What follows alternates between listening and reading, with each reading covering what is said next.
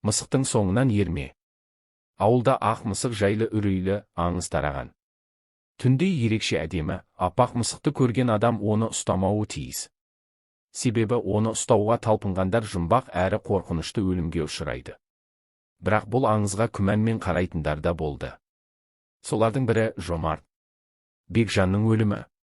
Бекжан мысықты көшеде алғаш көргенде, оның көздері сұсты әрі өткір екенін байқамады. Мысық оны еліктіргендей ақырын қимылдап, қараңғыға қарай жүрді. Бекжан қызықтап соңынан ерді. Келесі күні таңертең оны ауыл сыртында тапты. Бет-аузы жыртылған, мойны табиғи емес бұрышта бұралған. Дәл қасында аппақ түк шашылып жатты. Ормандағы құпия.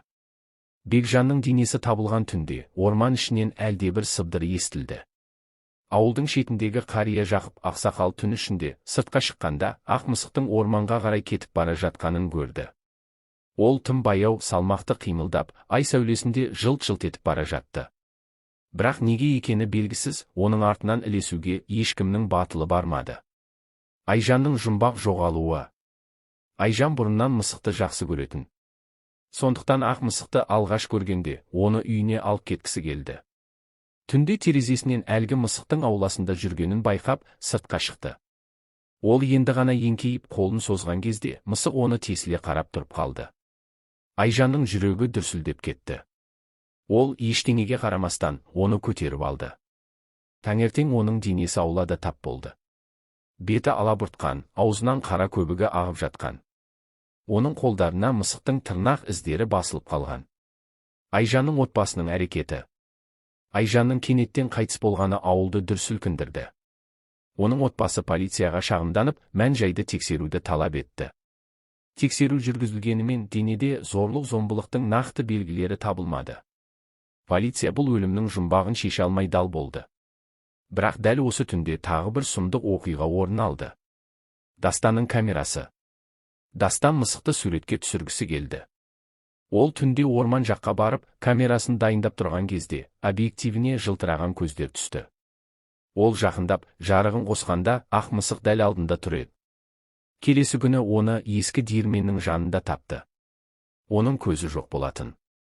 Камерасының ішінде тек бір сурет сақталған, қанмен боялған ақ мысықтың бейнесі. Ауылдағы үрей. Дастанның өлімінен кейін, ауыл тұрғындары мүлде тыныштықтан айырылды. Енді ешкім түнде далаға шықпайтын болды. Кейбіреулер үйлерінің терезелерін шегелеп жапты. Ал Айжанның отбасы ауылдан көшіп кетуді ойлады. Бірақ осы қорқынышты жағдайлар тек бастамасы ғана еді. Саматтың соңғы аң аулауы. Самат мысықты атуға бел буды. Ол мылтығын алып, оны көздеді. Бірақ оқ тиген мысық сол сәтте ғайып болды. Самат үрейленіп артына қарағанда кенет жел соққандай болды да қараңғыға сіңіп кетті. Таңертең оны ауыл ортасындағы құдықтан алып шықты. Дене мұздай, бетінде үрей қатқан. Бірақ денеде суға батқан адамның іздері жоқ, тек кішкентай өткір тырнақ іздері бар еді. Қайталанған өлімдер. Күндер өткен сайын өлімдер саны көбейе берді. Арманның үйі белгісіз себеппен өртенді. Оның бөлмесінен тек ақ түк қалды.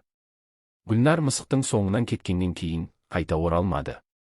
Ауыл сыртына жақын шұңқырдан оның беті жоқ денесі табылды.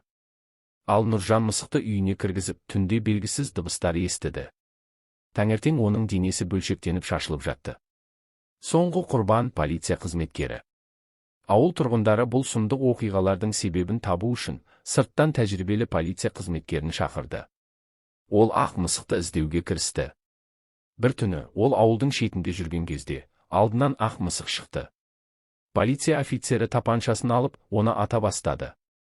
Бірақ оқ мысыққа дарымай, керісінше ол жақындай түсті. Мысық ақырын қимылдап, полицейдің аяқтарына оратылып, айнала бастады. Келесі күні оны қызметтік көлігінің ішінде тапты. Ол көліктің алдыңғы әйнегіне басын ұрып, өліп қалған. Оның бетінде қанға батырылған мысықтың тырнақ іздері қалған. Бірақ көліктің ішінде бірде-бір із табылған жоқ. Ақырғы белгі. Сол күннен кейін ақ мысықты ешкім көрмеді. Бірақ кейде түн ортасында көшенің бір бұрышында жылтыраған екі көз көрінеді.